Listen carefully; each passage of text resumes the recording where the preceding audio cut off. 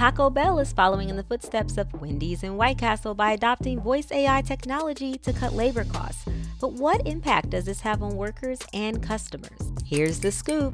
So today's article comes from CNBC. Taco Bell to roll out AI drive-thru ordering in hundreds of locations by the end of the year. So Yum Brands hopes to use artificial intelligence to take down drive-thru orders at hundreds of Taco Bell restaurants by the end of this year. The restaurant company announced on Wednesday that it's expanding its rollout of the tech in the US as it eyes implementing it in drive-thru lanes globally. Hey there. Thanks for clicking on the video. If you're enjoying what you're hearing, please give it a like, subscribe to the channel, and hit that bell for notifications. Now, let's get back to the scoop. Yum Brands joins restaurant rivals such as Wendy's and White Castle in betting on voice AI, but its plans are the most ambitious to date. While tech companies may promise that voice AI can speed up service times, reduce labor costs, and boost sales through upselling, restaurant companies have taken a more measured approach so far, testing the tech to make sure both its employees and customers enjoy the experience. In June, McDonald's said it would end its trial of automated order taker, an AI technology tested in partnership with IBM. The Chicago-based company now plans to turn to other vendors instead. Yum Brands has moved quickly on its test. In May, executives said Taco Bell would expand its pilot of voice AI from 5 locations to 30 restaurants in California. Currently, more than 100 Taco Bell restaurants in the U.S. use voice AI. Taco Bell had nearly 7,700 U.S. locations at the end of 2023, according to company filings. Yum Brands said the tech has improved order accuracy, reduced wait times, decreased employees, guys, task load, and fueled profitable growth for the restaurant company and its operators. Quote, with over 2 years of fine tuning and testing the drive-thru voice AI technology, we're confident in its effectiveness in optimizing operations and enhancing customer satisfaction, Yum Brands Chief Innovation Officer Lawrence Kim said in a statement. 5 KFC restaurants in Australia are also testing voice AI tech in drive-thrus, Yum Brands said. Yum Brands is expected to report its second quarter earnings on Tuesday. So guys, just a quick tidbit on Yum Brands.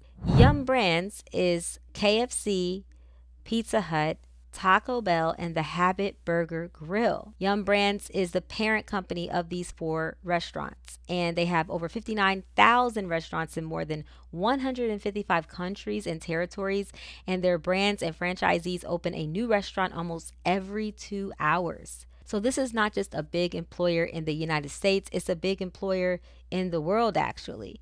Yum Brands has one of the world's largest restaurant companies since 1997 when KFC, Pizza Hut, and Taco Bell spun off from PepsiCo. So they were all owned by PepsiCo and they spun off.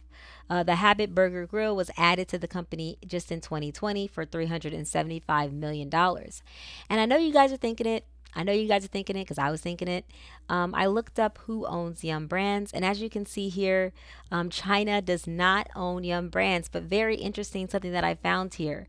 In 2016, Yum Brands spun off its China businesses into a separate company called Yum China, which became an independent publicly traded company on the New York Stock Exchange on November 1st, 2016. Yum China is a trademark licensee of Yum Brands and pays 3% of its total system-wide sales to the parent company. Yum China operates over 8,400 restaurants in more than 1,100 cities across mainland China and has a workforce of around 450,000 employees. So Yum Brands, they split off their $6.9 billion China business into a separate company. So basically, it's still American owned. Their headquarters is in Louisville, Kentucky, but they sold their restaurants in China to now what's called Yum China.